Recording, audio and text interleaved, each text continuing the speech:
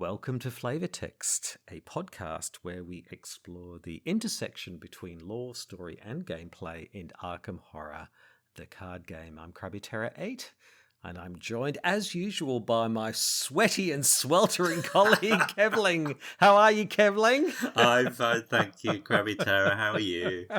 Yeah, well, freezing, actually. Have we stolen your heat? Stolen the heat, and it's been raining constantly here. It's like... It's about time someone else got some rain, wasn't it? Yeah. Yes, that's right. I posted this, satirical, breaking news. Brits are kind of cancelling their Australian holidays because, if they want sweltering heat in a sort of, doomed landscape of fire and, they can just go down to their local high street. Yeah. So it's weird that it was like it was 30 degrees hotter in London than it was in Sydney at one of, Wow. a few days ago. Just it was 10 degrees here and it was 40 degrees in London. Yeah, it's Incredible. a little bit back to normal now. It's about it's about probably it might even it's 20 degrees here at the moment, so it's more like a normal summer. But yes, as you were saying, the other week we hit 40 degrees for 2 days, and Wow. this country has never seen anything like it. I think it was record-breaking temperatures for us. And I'm sure some of our listeners live in areas where they get that all the time and they just laugh. The UK cannot cope with any extremes in weather. If it's too wet, if it's too cold, if it's too hot, if it's too much snow, everything grinds to a halt. And also, everybody likes to talk and complain about the weather. That's what we do. Yeah, so it was almost like the roles were reversed. We can't cope with all the rain and the mold and the cold, and it was just very strange. Well, apart from that, what have you been up to on other things, Kevling? Well, playing wise, I've not touched any Arkham. I'm afraid. I am embarrassed to say, other than our practice game of this scenario last week. I had a game of something I've been wanting to try for absolutely years. I don't know if you've heard of it. It's a game called Too Many Bones by Chip Theory Games. It's one of these games that, the company themselves, they're renowned for using absolutely top-tier components, and as a result, the games cost an absolute fortune. It's like £150 just for the base game before you even start getting into the expansions. But I spotted that they'd got a copy at our local game store in their games library, so my youngest was there playing a Warhammer game the other night. I thought, I'll give you a lift. I'll give you a lift out of the goodness of my heart. And then, I'll sit down in the corner and I'll play Too Many Bones on my own for a couple of hours while you're playing Warhammer. Okay. And no, it was really good. But everything's high quality components. All the cards are made of plastic. All the counters are heavy weighted poker chips. And so they brag that actually you could play their games in the bath because everything's waterproof. So you don't have to worry about spilling your drink over the table. But no, it was really good. I really enjoyed it. And as with any first game, I made lots of mistakes. But no, it was great. And I'm looking forward to popping back and giving that another go. Oh, fantastic. Yeah. What about you? Let me see. So I'm just getting to the end of The Last of Us Part 2 on the PS5. What a story. Wow. Some of the gameplay I find slightly annoying. The main thing I find annoying, I don't know if you've played The Last of Us, but you're collecting stuff constantly. Yes. You're scrounging for stuff. And they do this really annoying thing where you go, I'll just go down this path. And then suddenly you find you've jumped down from somewhere and you can't get back. Right. If you just happen to do that, you then can't go back. And that's happened to me. I was on a boat and I was like, I'll just look around. I'll just go here. In this room. And no, that room was actually to the next area. So I missed all of the resource. That's like, really? But apart from that, I'm enjoying the story is just so well crafted. Yes. Really well crafted. Incredible how they stitched it all together. I'm really impressed with that. Last of Us is one of my guilty admissions that I've probably played about halfway through the first one. Right. But it's I think it's just personal preference, and I'm enjoying the story and everything, but I just can't get on with apocalyptic future scenario sort of thing where everything is bleak. It's like watching The Walking Dead. You thought there is going to be no positive outcome to any of this. It's just going to be depressing with a few little bumps along the way. Exactly. And part 2 is worse than part 1. Yeah. It's even more violent than us. I've watched my wife play it, so she's played through both of them. But right, So I know what goes on, but it's not my cup of tea. Yes, but the great thing is, after the last podcast, friend of mine and listen to the show, Jason, who helped me with the Scarlet Keys video as well on Out of Ammo, Out of Time, he's like, oh, Dark Matter, we're doing that at our local game store. So he contacted me, and I'm going to be playing Dark Matter from next Thursday in the evening. So I was really glad we talked about that. Then or something. Yeah, each Thursday night. I better start catching up on it then, so I've got something to talk to you about. I've played the first scenario, but that's all so far. Yeah. And I'm going to play Bob. So we're going to have a theme around aliens. So someone's going to play Bishop. I'm going to play, what was the sort of the slimy corporate guy? Burke. Yeah, Burke. Or as I like to say, he was actually trying to make a better future until a whole bunch of plucky army types came along and messed everything up. But anyway, I'm going to play Bob as a sort of stand-in for him, and I think someone's going to play Daisy as a stand-in for Bishop. So we're sort of trying to sort of, link them that way. So excellent. Quite nice. Yeah. So, yes, I've never played Bob before. It'd be interesting to see. No, same here. It's like... So there you go. Yeah, so that starts on Thursday. So I'm really looking forward to that. So that should be that'll keep me going till Scarlet Keys pops up. Yes, hopefully. So, awesome. Yeah. Yes, mailbag. I think we got some a couple of things in the mailbag. A bit of feedback as well on the podcast itself. So. So shall I go first? We've got a rather lengthy email from Torben. Thank you very much for sending that in. It was mainly feedback about Phantom of Truth. Couple of points in there we really liked. He said, is there any discussion on the relevance of music and sound in this cycle? I mean, sure, The King in Yellow speaks to artists in general, but we have the screams of the emissary, the song of Ashley Clark, and now the organ in Paris. I thought that was a nice point, actually. We've not talked about that, have we? Music and sound. It is definitely a theme throughout this campaign.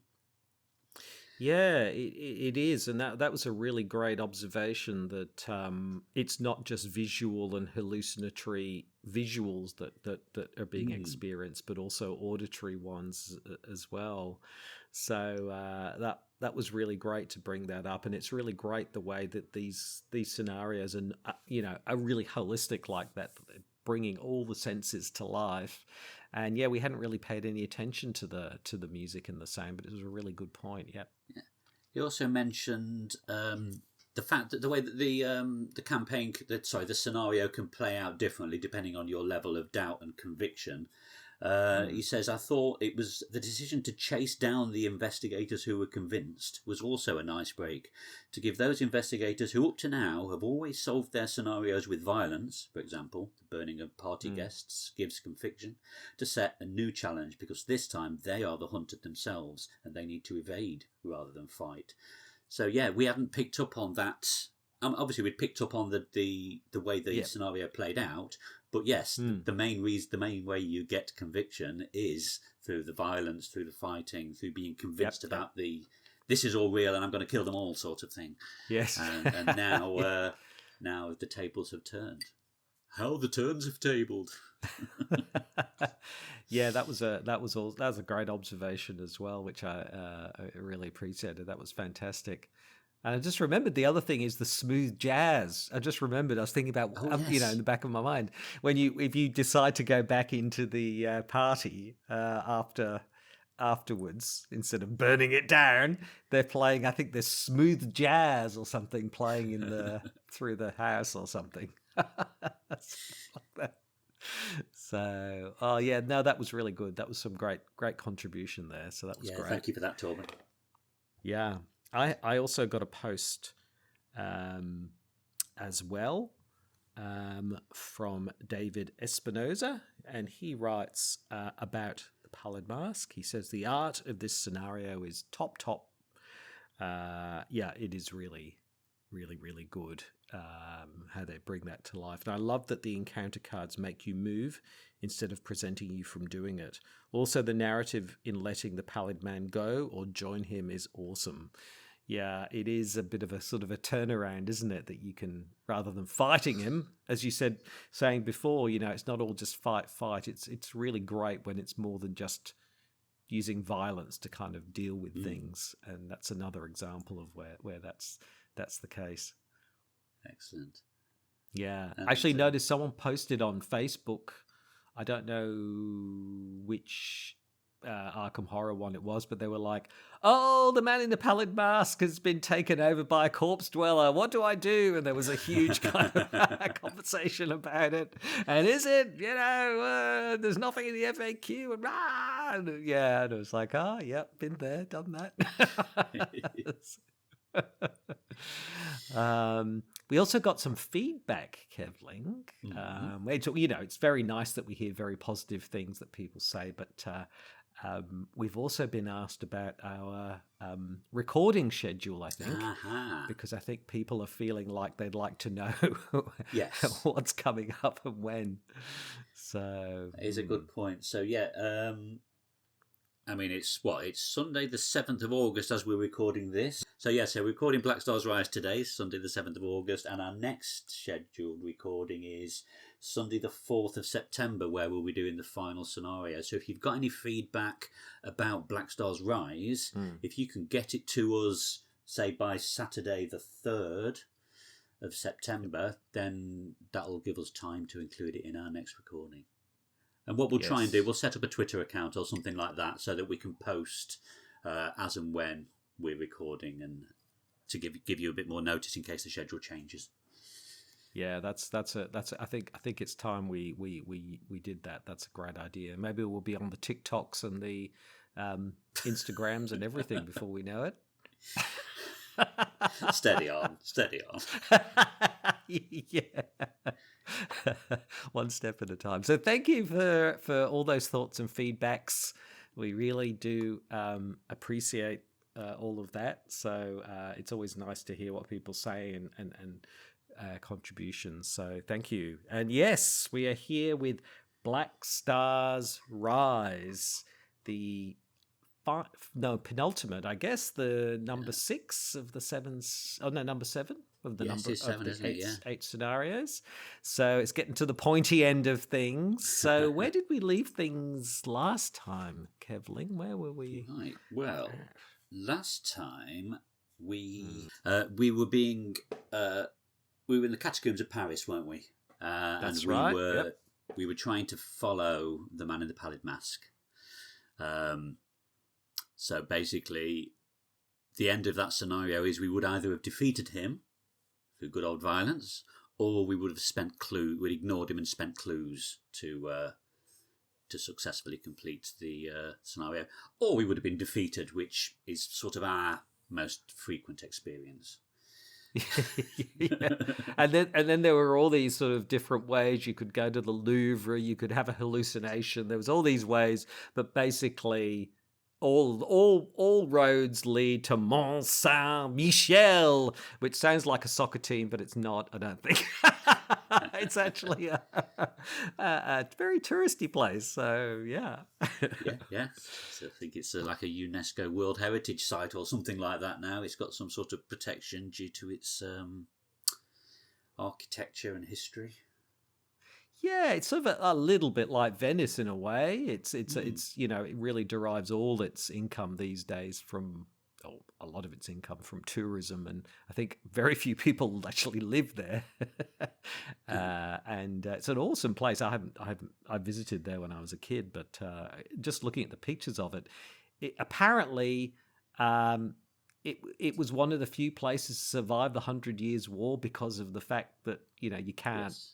attack it because you get washed away or something. Yes, it's cut off, isn't it, during high tide? Yeah, I've got a little bit about the history of the place as well, but I'll touch on that when we get to a certain card. That oh, excellent! Yeah. Oh, looking forward to that. So yes, we're off to Mont Saint Michel. So actually, it's very brief. The sort of exposition for this one is really, really brief. The island commune of Mont Saint Michel lies off the northwest coast of France. It's like a sort of a travel guide, really, isn't it? Mm-hmm. It's beautiful, elegant, and enigmatic place out of a fairy tale, and that's not an understatement. It is a place out of a fairy tale, really, when you look at the photos. Only this tale is one of horrors and madness. During low tide, you would be able to reach the island on foot by crossing the tidal causeway that emerges from the sea. However, by the time you reach the coast, the tide is much higher than you'd anticipated. Dark clouds cover the sky, and a distant crash of thunder signals the start of the oncoming storm. You find a boat whose captain is willing to take you to the island and prepare for the ritual to come. It all sounds really very fantastical, but the fact that it's a real place is quite amazing, really. And as we'll see when we look at some of the cards, the artwork, if you just do some Googling of Mont Saint Michel and some of the cards, the photos are exactly the same as the art is represented. After all this time, it still looks exactly the same as it did then. Yeah, just fantastic. Just a fantastic, again, dripping in atmosphere. Really, I mean, we've had Paris, we've had the catacombs, we've had Mont Saint Michel. I mean, really fantastic locations to sort of set these scenarios. Really great. Yeah. And then the setup continues that if we had interviewed Ashley Clark, we get Ashley's information. We recall where this night all began, and your thoughts drift off to the mesmerising song Ashley sang that night. Somehow you remember the lyrics perfectly after all this time, and its haunting melody is ingrained in your mind. Above the city the storm clouds rage, and wave crash through the gilded cage. Below the earth the salt water seeps, the shadows fall as the red sun sleeps. Studying the island that lies before you, illuminated by flashes of lightning and assaulted by tumultuous waves, you can't help but wonder if Ashley was singing about this very moment. So there you go. A nice bit of foreshadowing there for the scenario. Yes. And then you get the triggered ability as a result of knowing that song that you can remove Doom from an agenda once per game. Yeah, little perk there. Fantastic. Yes. And then we move on to what is probably one of the more complicated setups in all Arkham scenarios. Well, up until this point, anyway. Yes. Yes, Reddit is awash with, how do I set this up? And have I set it up right? And I think we set it up wrong. And it seems like this is the biggest challenge. And then people are like, yeah, the biggest challenge for this scenario is the setup. Yes. It really is. The first time, anyway, it's quite challenging. It's challenging to set up, and then I think we'll talk about this later. If you've not played this scenario before, you kind of don't know what's going on, which is great from a story perspective, but does make it challenging. For the first time ever, we don't have an act deck. We have dual agendas, and we don't know which one to follow. So that is the theme here, playing into our doubt and conviction. Yeah. So, so shall we talk through the setup? So, yes, basically, there's a whole bunch of encounters that you need to include, but then on the backs of the Black Stars Rise cards, they'll have a different encounter icon depending on whether they are the flood below or the vortex above.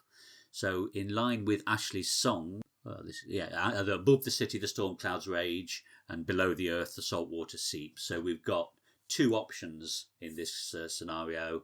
We're either heading to the top or we're heading to the bottom, but we will not know which. So we basically have to separate the sets of cards, locations and agendas based on one of those two themes, and then only one of those sets will be used in the game at random, and we will not know. No, we won't. So Agenda 1A and 1C, which are the tide rises and the ritual begins, that's fine. That's a given. They're the two agendas that you're playing towards. Yes. But then you randomly either get the one of the agenda 2As that sits under 1A. Yep. And you randomly get, and then that means then on the other one you get the agenda 2C. So you either end up with, like you say, where opening the way to Carcosa goes through agenda 1A, the tide rises, and that goes through to below, or opening up Carcosa will be through 1C and 2C, which is the entity above, and you don't know which of those two you're going to get. It's either one or the other. Yes, and with the agenda ones on both sides being standard, you will not know until you get to the reverse side of the agenda 2. So exactly. we'll talk about this in a bit more in a little while as we go through the playing of it. But yes, there's a little bit of mystery there. Do we commit ourselves to pursuing one agenda rather than the other? Do we do it evenly? Yeah. Yes. Yes, you have to kind of hedge your bets a bit. Yeah. Exactly. Okay. So how do we want to do this? Shall we start? Shall we talk? Shall we grab the bull by the horns and go through the agendas in detail? I think we have to. I think we've got to sort of talk. I think it's probably talk through the 4 options that you can, because you know, talk through the 4 options, and that way I think that's the only, because you know the acts are caught up in that as well, and in a way the gameplay is what it is, but you know these 4 are kind of what everything hinges on. Yes. In a sense, right? Because it's fairly straightforward. Once you know it, it's like not that complicated, but particularly the first time, it seems really complicated. But once you work it out, it's and if you haven't played it for a while, like us last week, when we were trying to work out what we should have been doing at the end of it, we were both just confusing ourselves, just trying to talk it through, weren't we? Yeah. So maybe if we, for example, start with the what's it called, the below. So that's the sort of the what's it called, the one below. That's the flood below. Maybe we talk about the 2 flood below options, and then talk about the 2 vortex above options. Okay. Sort of does that make?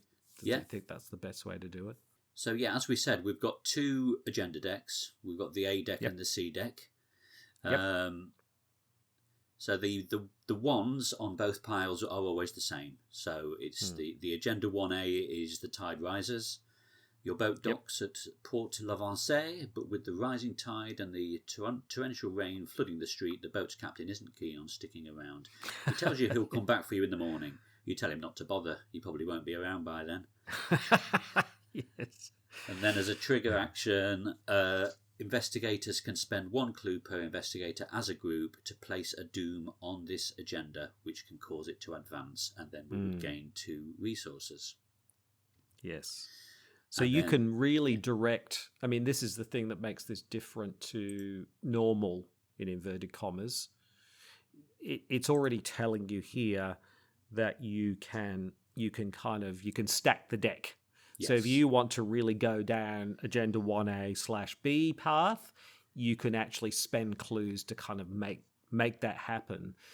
You know, so you have much more control over where things go.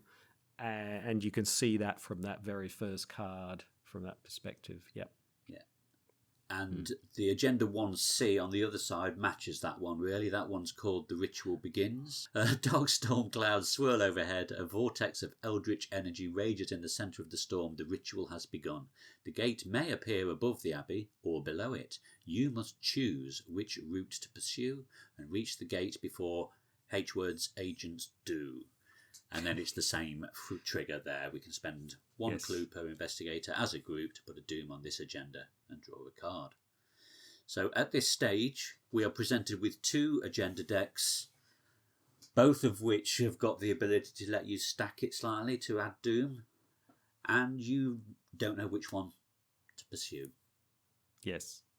And as doom goes, as the mythos phase hits every time, you can choose which side to put the Doom on as well. So, Yes. it gives you quite a lot of control, which to me, from a story perspective, is like the investigators going, right, we're going to, we're going to go up to the, we're going to go the vortex above, or no, we're going to go below. So you're actually making an active choice about where you're going to go to try to find this path to Carcosa. Yes. So that's that control that you have.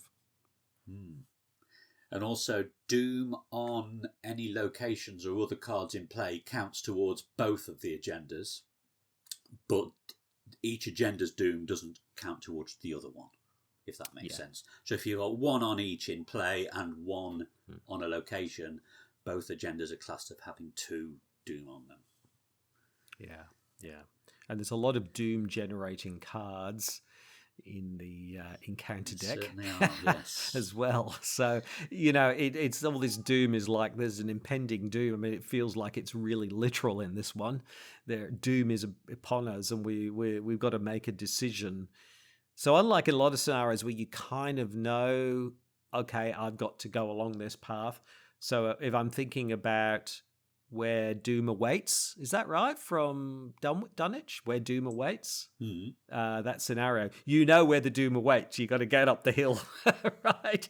It's really clear what you've got to do. You got to go up the hill. In this one, you don't know whether you're going up the hill or down. That you have to decide, and you don't know if that's the right way to go.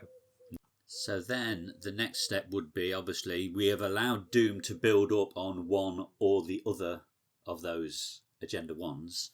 So we would then obviously flip, as usual, and they've both basically got the same on the back.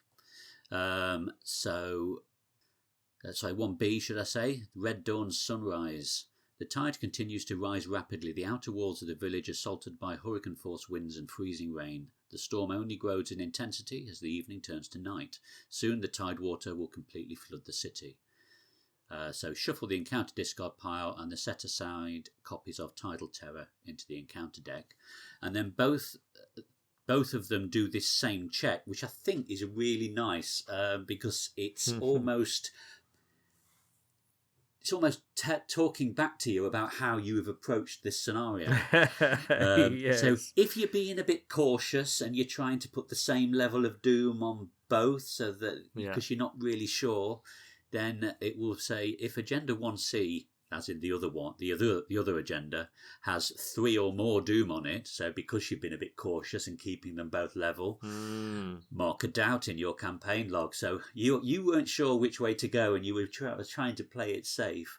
Whereas if you'd gone, right, let's go for this one agenda, the other one will have hardly any on it, it gives you a conviction. You were convinced in your approach, you knew which way you were going. It might turn out to be the wrong one, but we'll give you a conviction for that. It's sort of scoring you on how you're playing the scenario so far. I really like that. Yeah, it's good. And then the other one is basically the same. 1C flips over to Blue Star's Demise. As the vortex grows in size and force, so does its pull on reality. Debris and rubble start to float upwards, pulled into the terrible void. A thunderous crash shakes the island to its very core. Soon the whole city will be destroyed by the maelstrom.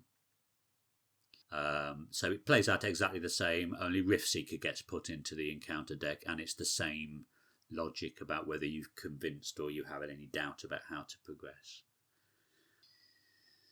So it's clear that one of these decks is about the above, one of these decks is about the below, but at this stage we still don't know which of those two is the Path to Carcosa. On that, there are 2 Agenda 2As. Let the Storm Rage, and they have exactly the same text on both. So back to your point, you don't know. Because so if you decide, okay, we're going down the Red Dawn 1B path, you get Agenda 2A, and they'll both say the same thing. The angry sea continues to barrage the island, waves crash against the walls, and rain pelts on the rooftops. Is the rising of the sea key to opening the path? If so, you have no choice but to let the storm rage on. Each copy of Ancient Evils gains Surge. And there's a reaction trigger here. The investigators spend one, clue per investigator as a group. Place a doom on this agenda. This effect can cause the agenda to advance. Each investigator gains 2 resources. So again, if you want, you can push this forward in that way. So then, depending on how things have gone randomly, this is where it will then split, because there are the 2 versions of Agenda 2A. You don't know which one you're going to get. And one of them is good, and one of them is not so good. So if we start with the good one, you get the you get the Path to Carcosa when you flip it. Yes. The ritual is almost complete. What is left is to find the gate and step through, remove the remainder of this agenda deck from the game, and replace with the set-aside Act 3A card and advance to that act. So you're on the right path, in other words. And that is open the path below. Tide water churns around the walls of the city. Layers of reality unfold, reflected in the depths below. You can see the twisted spires of Carcosa and have no choice but to dive in. If each undefeated investigator is at the Chapel of St. Aubert, and there are no clues on that location, advance. So the main thing is, if you're going through that one, it's below. You've got to get yourself into the chapel. We'll talk about how you get yourself in there, because you can't go in there unless you've found a guide. But that's where you need to end up to open the Path to Carcosa, if you get that option, right?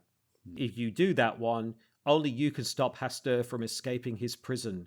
You dive into the churning waters and open the Path to Carcosa, the realm of madness, R1. Yes. So that's the good one. Shall I do the other one, and then you can do the vortex? Or yeah, sure. So the less good one is you flip it over and it says something is wrong. This is Agenda 2B, Worlds Intertwine. Something is wrong. The floods must have triggered the gate by now. You research this ritual to the best of your abilities, but for some reason it isn't working. Desperate, you look up to the heavens for a sign. Lightning courses through the vortex of black clouds above. Figures robed in yellow search through the sky on the backs of monstrous winged creatures. Suddenly, you realize your error. The tide wasn't the key. It was the sky. Oh, no. Spawn the set-aside beast of Aldebaran enemy in the Abbey Tower. Check the campaign log. If Ashley Clark is not listed under VIP slain, search for the collection for Ashley Clark. Songs die unheard, and spawn her at Porte de l'Avancée. So it's another one of these ones that if you didn't burn everyone down, she's going to be coming for you. Remove the set-aside Act 3A card and advance to Agenda 3A. Your objective lies within the other agenda deck. So basically it's an oh shit moment, because you've got 8 doom. Now you have some control over this, but the city floods, the water level continues to rise, the outer walls cannot stop the tide from swallowing the island, the streets flood with ice-cold water and powerful waves demolish buildings where they stand. If you do not act soon, the path will be forever lost, and nobody will be able to prevent H's agents from releasing his bonds. Each copy of Ancient Evils gains surge. So now you've got to madly scramble to go for the other agenda if you get this one. If you don't get that done and this doom flips, you end up with R3, which is the sea swallows Mont Saint-Michel whole. Seawater pours over the walls and crashes through the lower half of the city. The Abbey is the only refuge from the flood, but even that will be consumed in time. The vortex above, your only hope of escaping this doom, suddenly fades into wisps of grey cloud. You sit on a slab of wet rock outside the Abbey and contemplate the madness all around you. How has it come to this? Is all this even truly happening, or will you awaken in an asylum like Daniel Chesterfield, a victim of some cruel cosmic joke? R3. Indeed. Did it all happen, or did it? We just don't know. So, yes, if you get that one, you're going to have to madly scramble to the other side, to the other agenda. And if you haven't been balancing them too much, you're going to have to move really fast to get through the others. Right, so I'll pick up with the Agenda 2C then. So that's on the other agenda deck, which sort of plays out as a mirror image of the card you've just read. So if we look at Agenda 2C, first of all, we've got the whirlwind over the island continues to rage. Blinding flashes of lightning and deafening thunder assault your senses. Is the vortex above the key to opening the path? If so, you have no choice but to beckon the entity closer. Each monster enemy gets +1 fight, and as a trigger, again, we can spend a clue per investigator as a group to add doom and gain a card for that. But then if we flip that one, so this is if, again, we get the two choices, not choices, depending on the setup. If it is the vortex above, then we will get something is wrong. The vortex must have triggered the gate by now. You research the ritual to the best of your abilities. For some reason, it isn't working. So as we said, it's the same as the other. It's the opposite of the other deck. And so desperately you examine your surroundings. Waves crash just over the outer walls of the village, flooding the streets. Figures robed in yellow search for the streets, their hooded lamps illuminating the floodwater. Suddenly you realise your error. The vortex wasn't the key. It was the sea. Spawn the set-aside beast of Aldebaran in the chapel.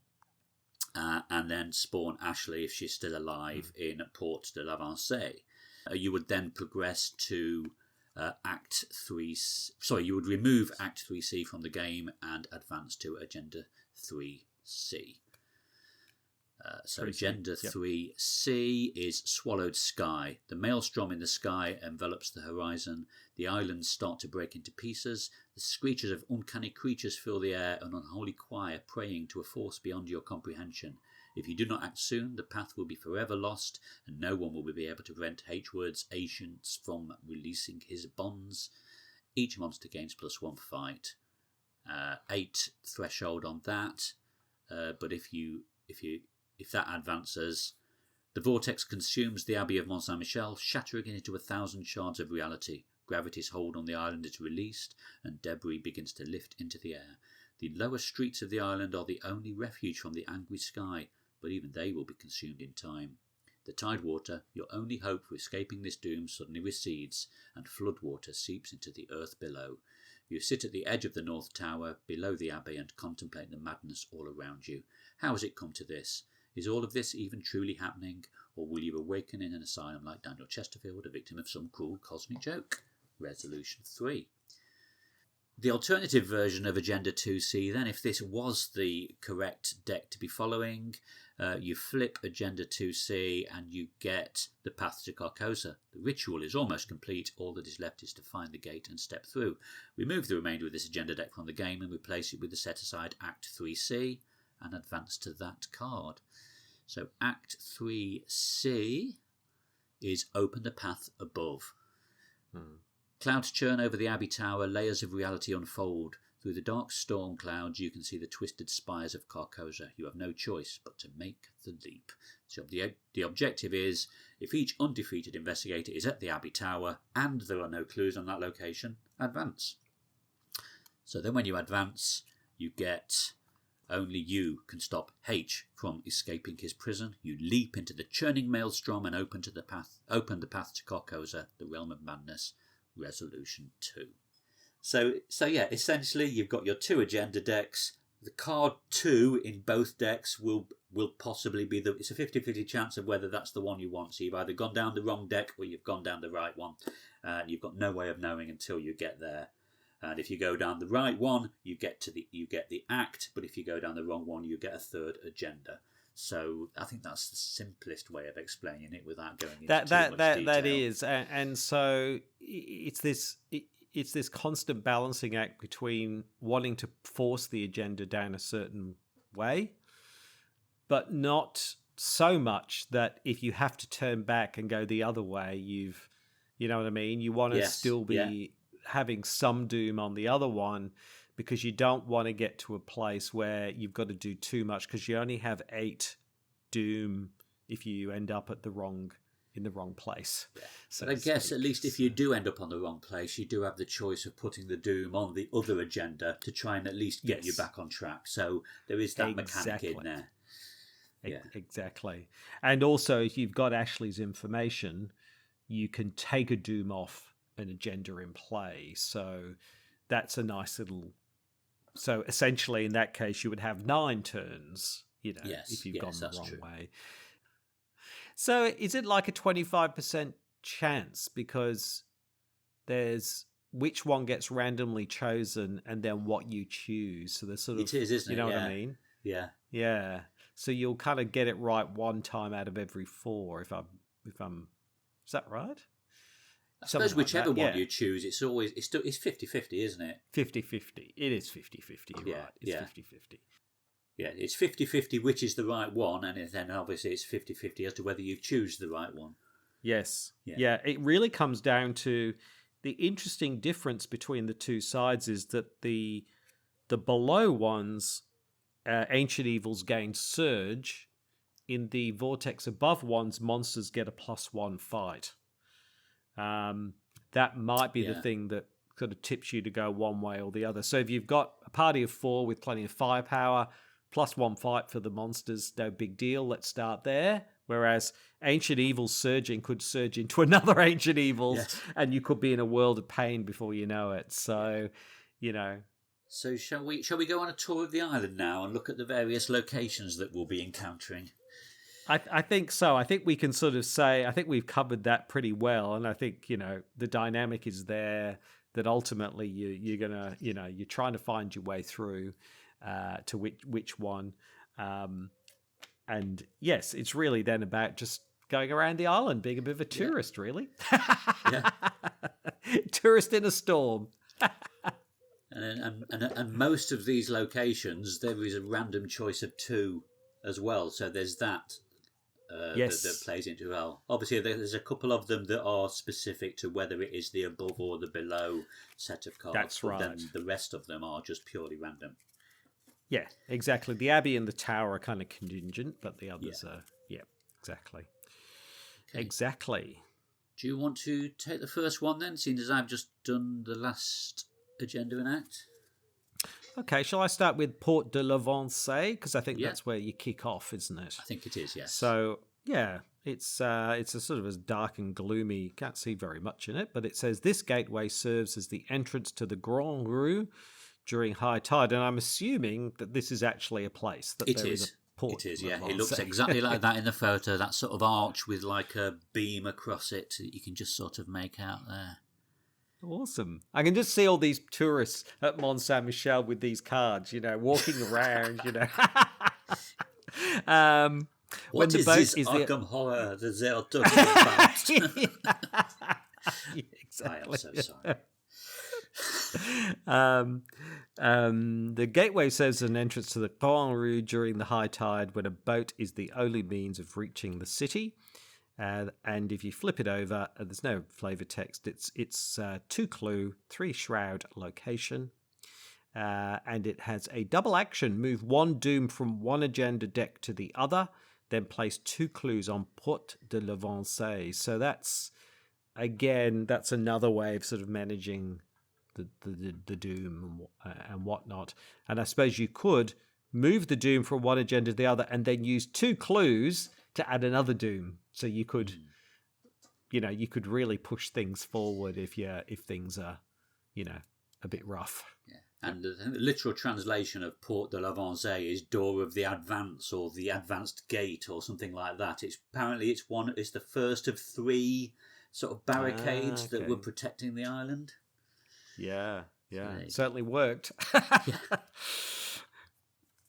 Okay, next one I have then is Grand Rue, and I think there's only one of these. Mm-hmm. So, Mont Saint-Michel's main road courses around the abbey, lined with shops and homes for fishermen and farmers. Then when you flip it, it's 1 shroud and 1 clue per investigator, with a forced effect. After you succeed at a skill test by 1 or less while investigating Grand Rue, place a doom on the agenda with the most doom, and if they are tied for the most doom, then you choose which one. So yeah, at first glance, 1 shroud, nice and easy, but there's a negative effect if you do too well at that test. Mm. So that's Is a it nice a little negative look at. effect though? Because actually, it could be. But you're right. It is a negative effect. You're ingrained to treat Doom as a bad thing, but obviously we want Doom in this scenario to advance one act or the other. Oh, sorry, one agenda or the other. Now I'm assuming we'll leave the locations that you have to get through the Abbey Church, right? Because they're sort of a separate area, aren't they? Yeah. So how about, shall I do the Broken Steps, the two versions of those? Okay. Yeah. So they both look the same on their closed side. Bolts of lightning silhouette the Abbey above. A path of long winding steps leads up the hill, branching into multiple routes as you draw nearer the Abbey. And it's suitably, there's lightning and it's all looking very dramatic. And on the other side, they both have no clues. They just have different shrouds. So one is a 4 shroud, one's a 3 shroud. The 4 shroud location says forced. After you enter Broken Steps, you must either lose 1 action or draw the topmost Omen treachery in the encounter discard pile. Ouch. I'd rather lose an action, I think. The 3 shroud version is after you enter Broken Steps, you must either discard an asset you control or draw the topmost cultist enemy in the encounter discard pile. So neither of those are particularly pleasant. Yeah, and because of the layout of the map, you've got to go through this location to progress, because that's the only way to get to the Abbey Church. Ah, yes. Now, we didn't talk about the layout, but the layout's kind of everything's connected to everything, essentially, aren't they? Yes. With the Abbey Church being like a bottleneck to the next sort of section. Yeah. Yeah. The Abbey Church then branches off to the above and the below, doesn't it? To either the water or the tower. Correct. Yeah. Cool. Okay, so I will take the outer wall next. So again, just like Broken Steps, there's 2 different versions, purely randomised, both with the same back, with the flavour text. The outer wall of the city defends it from the wrath of the tides and also from conquering invaders. So that's your that feeds into your comment earlier about it surviving the 100 Years' War with the English. So as you flip it, there's 2 different versions. One of them is 2 shroud with 2 clues per investigator. Flavour text is waves slam against the stone walls and water spraying onto the pathways above. If you don't act quickly, even these stalwart walls won't be able to stop the rising tide. It has 1 victory point, but the forced effect is after 1 or more doom is placed on the A agenda deck, each investigator at the outer wall takes a damage. So A would be floods below, wouldn't it? So no, that kind of makes sense. Well, A is just the left-hand deck. It could be either, couldn't it? Remember, yes, it's the second one is random 50-50. Yeah, you're right. So yeah, your left-hand deck, the left-hand agenda deck, you will take damage. The other version is 4 shroud with 1 clue per investigator. And while the C agenda deck has more doom on it than the A, double the number of skill icons on cards committed to skill tests at the outer wall. So, and then it's got 1 victory point and it's the same flavour text. So, interesting, you've got 2 different versions of outer wall there. One is basically doom on the A agenda will hurt you, whereas the other one is doom on the C agenda helps you. Because if there's more on the C than the A, then it makes your skill tests easier because you can double the pips on the cards you're committing. Yeah. So again, it's 50-50 then, and so depending on which agenda you are trying to advance, it could hurt or benefit you. Yes, at that location. Yep. Okay. Shall I do the North Towers? Yeah, that finishes off the initial locations then, doesn't it? Yeah. They're sort of just in this sort of almost like a circular. Well, I guess it's circular, right? And they're all connected like Mont Saint Michel in a way. Yeah. North Tower. The North Tower along the outer wall overlooks the town on one side and the tumultuous waters on the other. Freezing rain has made this path slippery and dangerous to follow. So the North Tower again has this sort of A and C. So while the current A agenda has more doom on it, it's a 4 shroud, 1 clue per investigator. Similar thing, actually, and victory. So this is very similar to the Outer Wall. If the current A agenda has more doom on it than the C, reduce the difficulty of each skill test at the North Tower by 1. And it says whetstone steps lead higher up the path toward the Abbey. Above the black storm clouds threaten to overtake the island. And then the 2 shroud, 2 clues per investigator, again a victory point. After 1 or more doom is placed on the C agenda, each investigator at the North Tower takes a horror.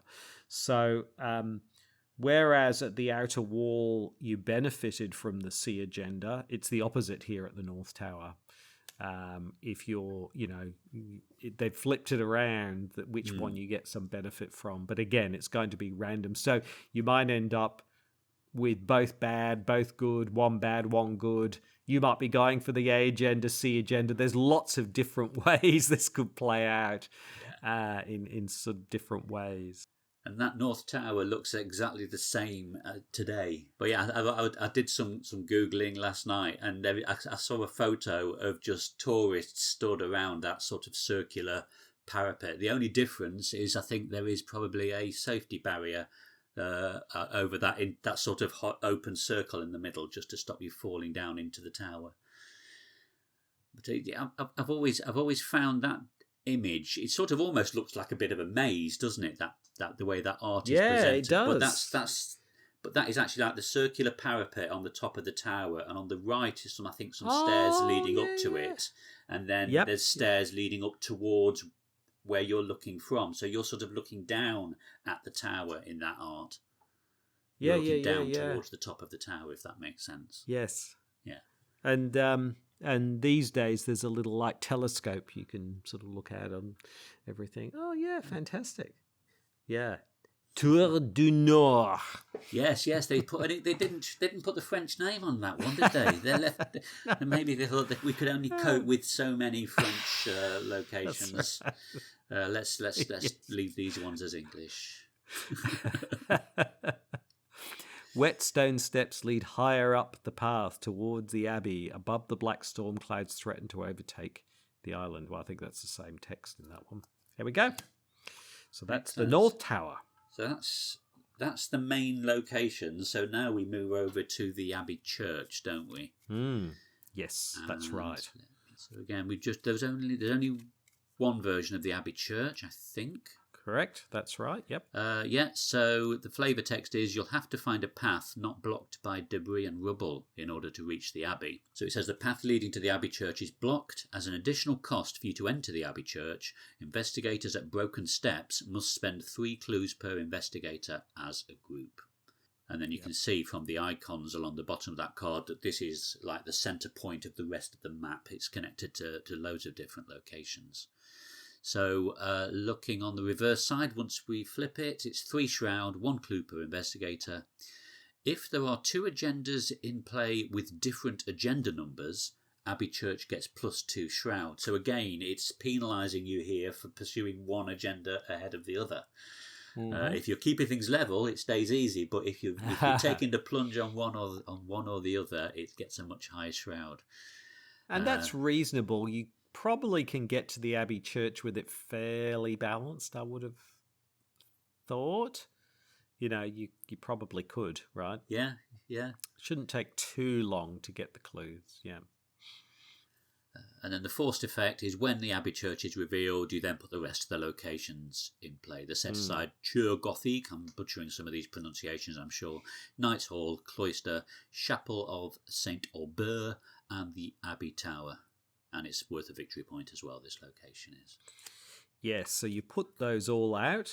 It's a little bit like House Always Wins, where you get to the sort of the door that leads to the sort of all back area, right? And it sort of opens up in that way. And so you've got a whole bunch of... You've got the Abbey Tower, the Chapel, the Knight's Hall. I might leave the Abbey Tower and the Chapel because they're sort of the last. You get to them last. Okay. So what I might do is, shall I do the Chur Gothique? Yeah. So the Cœur Gothique is there's two versions of them. A long pool of blood spreads slowly across the floor, leading toward the Cœur Gothique. Ooh, okay. They are identical in terms of being 3 shroud, 1 clue per investigator on both. They both have an action, but they're different because one has place 1 doom on the current A agenda and heal 2 damage, and the other version has place 1 doom on the current C agenda and heal 2 horror, group limit once per game. So again, it might be beneficial, it might not. It's again, it's playing with doom in that way. And the text on both is the same. Lightning flashes through the windows of the Abbey, thunder quickly answering in a booming voice all around the island. Okay, so then we have the Knight's Hall. Rows of symmetrical stone pillars give this hall a sense of calm serenity that clashes with the torrent outside. So when you reveal it, it's got 2 shroud, 1 clue per investigator. And as an action, if there are no clues on the Knight's Hall, you can investigate. And you can investigate using evade instead of intellect. If you succeed, instead of discovering clues, remember that you have found the tower key. So you need to go all the way down here to get the key to be able to get into the tower at the top. Okay, so then I'll take the Abbey Tower. The unrevealed side is the same depending on which version we've got. The door leading up to the Abbey Tower is locked. You cannot enter the Abbey Tower unless you have found the tower key. And the flavour text, dark lightning crashes throughout the air. Surrounding the top of the tower is a whirlwind of black clouds and bellowing wind. So then the reverse side of the Abbey Tower will be different depending on whether it is the set of cards for the above or the below. So the above version, it's 3 shroud, 2 clues per investigator. You can only discover clues in the Abbey Tower if you have no cards in your hand. But as an action, you can discard 3. And the flavour text, in the vortex above, you can see the spires of Carcosa. You are almost there. You need only open the gate. So that is if the path is above. If the path turned out to be below, should I say, the shroud and clues are the other way around. It's 2 shroud and 3 clues per investigator with the flavour text. As you peer into the vortex above, you can see the hooded shape of Hasta looming beyond. Hand outstretched, his laughter echoes throughout your mind.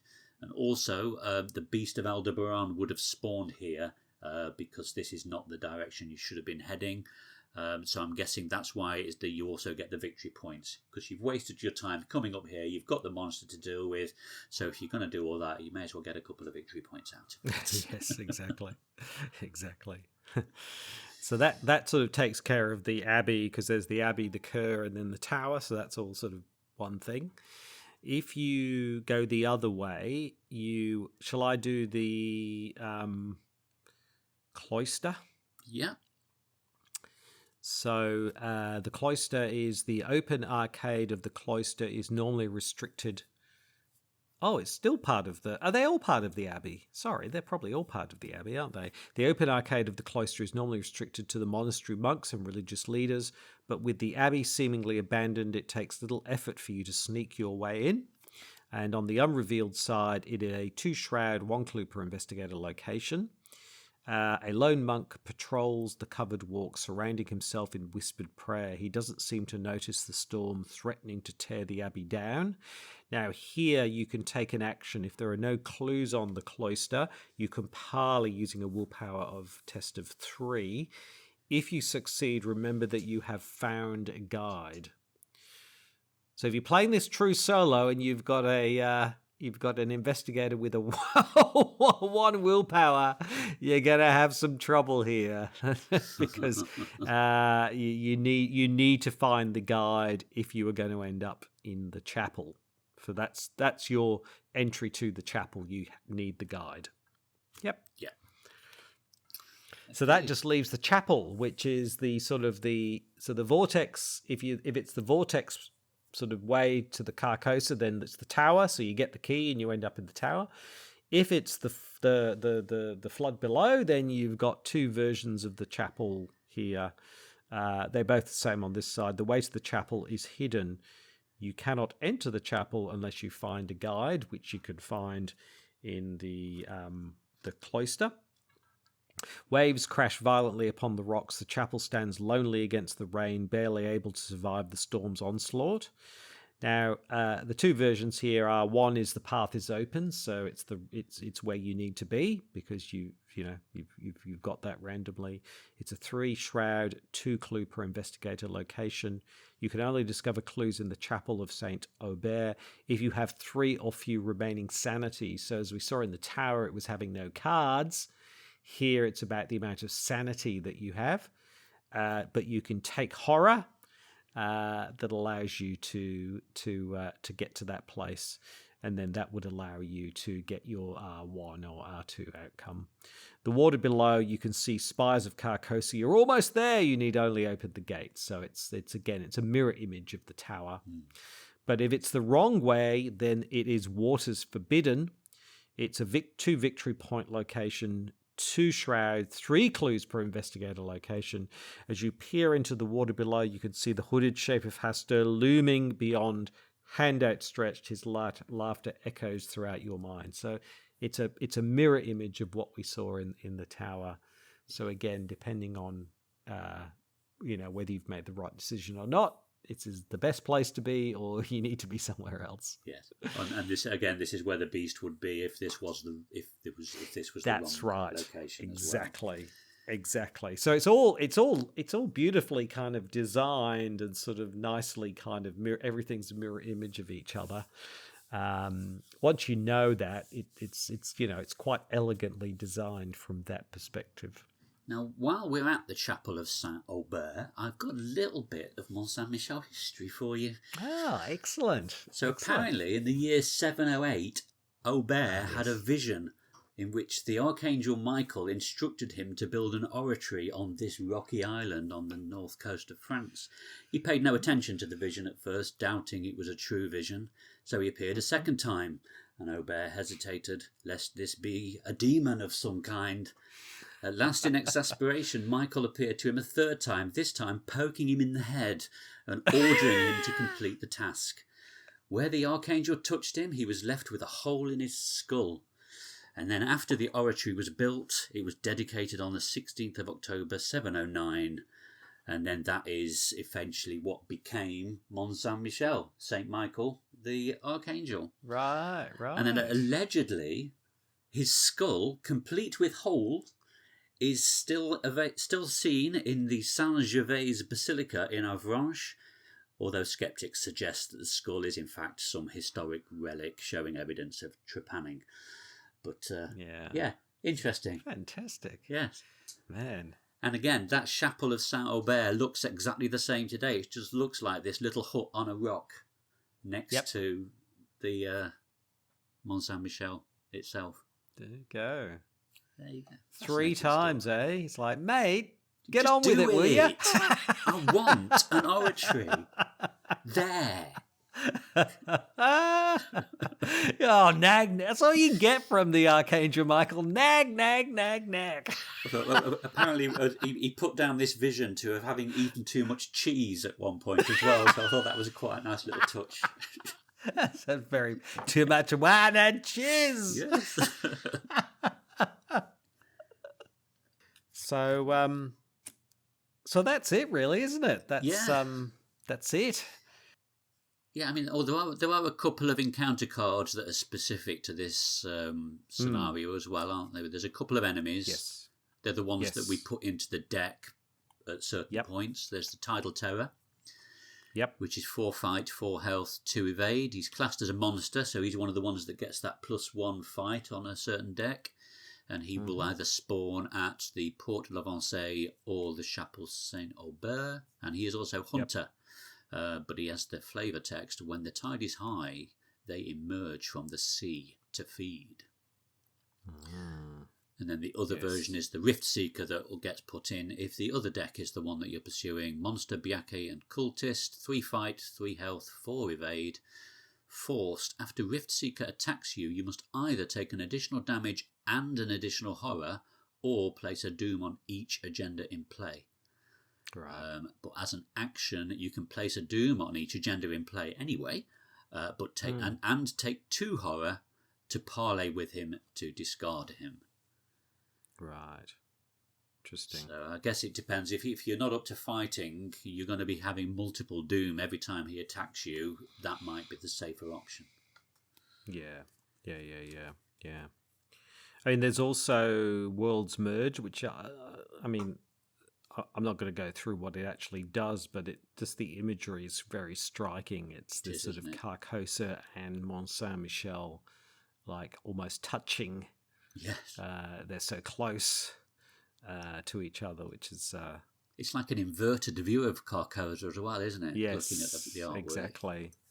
And then the crashing floods just shows sort of flood water kind of flowing through the streets. Yeah, and each of those have negative effects that get worse depending on what level of the agenda you've got to, don't they? Correct, yeah. So you basically, exactly. So they get worse, as you say, depending on where you're at. Should we do the resolutions and then not that they're very complicated resolutions. The third one's the most interesting one. So yes, definitely. Shall I take the first one then? Resolution 1. So resolution 1 is, as you get closer, you see ripples throughout the water as though you are peering into a reflection upon the sea surface. You break through the surface and gasp as air fills your lung. In your campaign, record that you opened the path below. Remove all of the symbol tokens from the chaos bag and add 2 cultist and 2 tablets. So up until this point, we've only been adding 2 of a symbol each scenario. So obviously things are going to get worse for the final scenario. We record Ashley if we've killed her, and we get the victory points. Mm-hmm. Yep. And then resolution 2, which is the vortex sort of above version. You marvel at the cloud waves encircling you and fly towards the spires above. The desolate and inscrutable city of Carcosa towers before you. You suddenly realize you are falling, not floating, and the pulling force takes hold of your body. You've opened the path above. You remove all of the symbol tokens and then add 2 cultist and 2 elder thing tokens for this version. Ashley Clark again, and you get your victory points. And then resolution 3 is basically what happens if one of the agendas runs to its natural conclusion. So we've not managed to succeed on either of the acts, and the agendas have progressed. When you awaken, you are sitting in the Cour Gothique on Mont Saint Michel's Abbey. No rain pelts the glass of the windows above, and you hear no thunder, nor the screeching of winged horrors overhead. Somehow you had escaped the island's certain doom. You creep to the door of the abbey and open it with trepidation. A dazzling light sears your eyes, and you lift your hand to block the glare of 2 suns. You stand overlooking the lake of Harley, I don't know how you pronounce that. Black stars hang in the heavens above. Beyond, over leagues of tossing cloud waves, the towers of Carcosa rise behind the shattered moon. You've met with a terrible fate, haven't you? In your campaign log, record that the realm of Carcosa merged with our own, and I'm going to say his name, Hasta, rules over them both. Each investigator is driven insane, and the investigators lose the campaign. So that's your penultimate hard stop there. Yes. Hasta rules, or does he? Are you just in the insane asylum? Yes. We did get Daniel Chesterfield mentioned this very scenario. Did we ever leave the insane asylum? Yes, so there we go. Yeah. Yes. So what do you reckon then? Yeah, so I know, like I said at the beginning, dripping in atmosphere, and the fact that they've used a real location is brilliant because it really grounds it in such a vibrant way with actual location, which is really, really great. And I like it from that perspective. I just think it feels really over-engineered and very complicated. And that is a real challenge. And I do wonder, I thought about I thought about that, and I thought, wouldn't it have been a little bit easier if there'd been 2 agendas and an act deck? And an act deck could have just progressed the story, and there was just 2 agendas side by side, and one was an above agenda, one was a below agenda, and you could kind of go one way or the other. I just feel like it, and I think the thing is, it's the problem with it is twofold. It's complicated, and so people who do it for the first time often just get it wrong, because it's just really, I mean, we struggle to sort of work it out. I mean, hopefully it survived the edit, but we got ourselves tied in knots just talking about it during this conversation. We did, but the second problem with it is that the first time you play, you've got no idea what you're doing. Yeah. Once you've played it, it's actually not that, all right, just get to the Abbey. Am I on the right path? Yes, no, okay, go the other way. But the first time you play it, it's like you've got no idea what you're supposed to be doing, where you're supposed to be going, and a lot of the time you may have set it up wrong. And so yes. It just feels like it just feels like it was either over-engineered, or I think it could have been perhaps a bit more simplified. In that way. So I think it really punishes a first-time play. And yeah, so that's I really like the scenario, but I think the first time I played it, I had no idea what was going on. I'm not even sure if I set it up right. Yeah. So that's probably the only issue I have with it, I think. Yeah, same really. I love the location. The fact that they've used this real world location with its hundreds and hundreds of years of history, and the actual location they've used matches the idea of going up towards the vortex or down towards the sea, and the actual map makes logical sense as you're moving around. It matches what you're trying to achieve. But yeah, it is complex, and I mean, I'm no game designer, so I wouldn't. It's very easy to say, oh, maybe they should have done this, or maybe they should have done that. But I mean, part of me thinks, would one way been to have actually have cards under the above and the below locations that you then have to reveal to work out whether you're on the right path or not. Maybe that would have been another simpler way of doing it, like the hidden chamber and the key on the Dunwich, where you're going around trying to find where it is you're supposed to be going. But yes, at the same time, the whole idea of being presented with a completely new way of playing the game with 2 agendas and no act, I both hate it and love it. Yeah. I hate the complexity it creates, but I love the idea that they're able to do something completely different that we haven't seen before. Yes, exactly. And I think there are scenarios moving forward that sort of have sort of competing agendas. I can't remember which ones. So they definitely use it again.